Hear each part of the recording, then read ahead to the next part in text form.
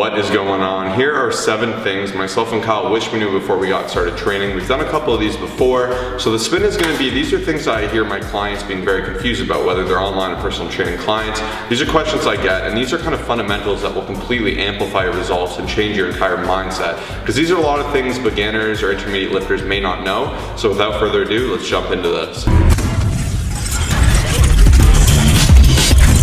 Number 1 is data is your best friend. The more data you can have in the gym, the better. So if you're just coming in and let's say you eat horrible foods, you have a horribly unhealthy diet, you're just eating whatever you want, stuffing your face, and then you eat one banana and it's a healthy banana in your mind, right? Or some vegetables, you think you're gonna get in shape. That's not how that works.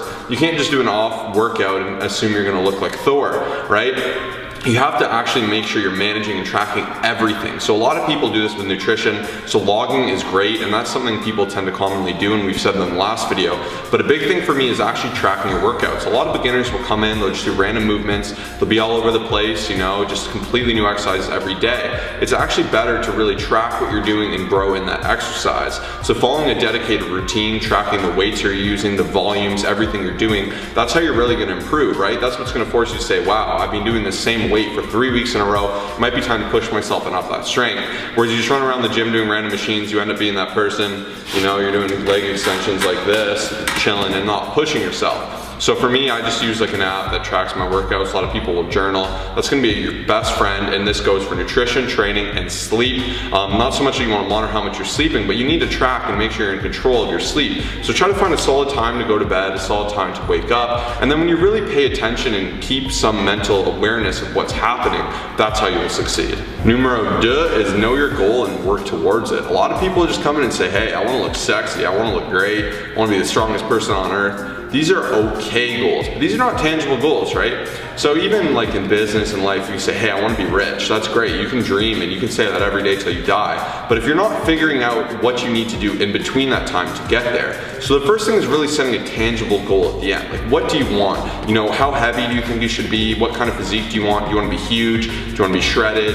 What kind of thing do you want? Do you want strength? Do you want a big butt? Do you want little legs? Like, you gotta really know what you want, because if you just go in doing exercises, random routine, someone else's routine, you're gonna be building to who knows what goal. So for me, like my goal is to be a really lean 210, so really lean out my physique, feel as healthy, strong, and agile as possible. So I do exercises and routines that work towards that. And I have this underlying goal, and I know month by month I need to be in control of my weight, I need to know where I need to be at, I need to push myself, I need to be constantly active, especially if you want to maintain that lower body fat. So if your goal is ultimately to lose 60 pounds, you gotta know week by week, month by month, what you need to do to get there. Don't just have these big goals with no actionable steps how to get there. You really need to find tangibles, right?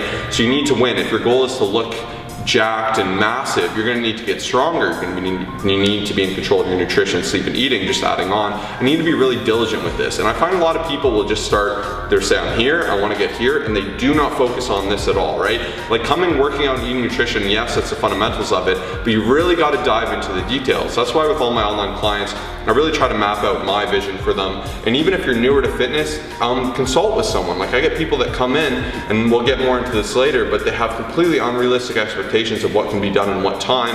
So you really need to have a tangible and understandable goal that you can work towards. Number 3, and this one absolutely drives me insane, is people that they're not moving too much and they say, oh, muscle weighs more than fat, so I don't need to be losing weight. You'll typically get this with weight loss clients that aren't losing at a level they should be. And it's kind of the self-justification that, hey, I'm working out, that's okay. But at the end of the day, and this is something I tell every single one of my clients, I'm gonna work you out till you're black and blue, but if you just eat it all back, we're gonna be spinning our wheels, right? We'll change body composition a bit, you look a little better. But a lot of people use this crutch, muscle weighs more than fat. That's just not simply the case. You will gain muscle, yes, muscle is denser. I mean, look at me.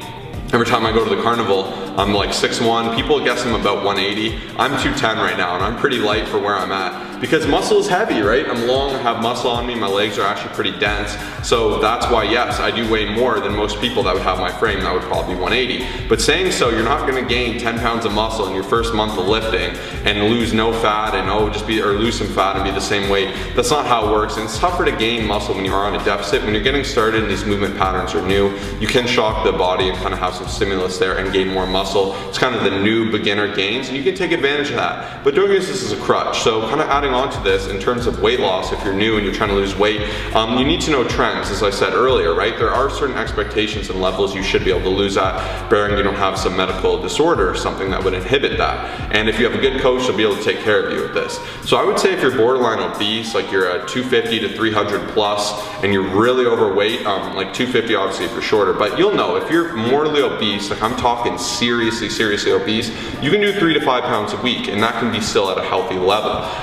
Once again, you need to know with your doctor, you need to know where you're at. Obviously when you're out there, you can have medical issues, but you want to know the trends, and 3 to 5 pounds is very obtainable at that level. You see on The Biggest Loser, people are doing 10, 20 pounds a week. You don't want to be doing that. That's ridiculous. You're going to send your body into who knows where. It's just going to start shutting down.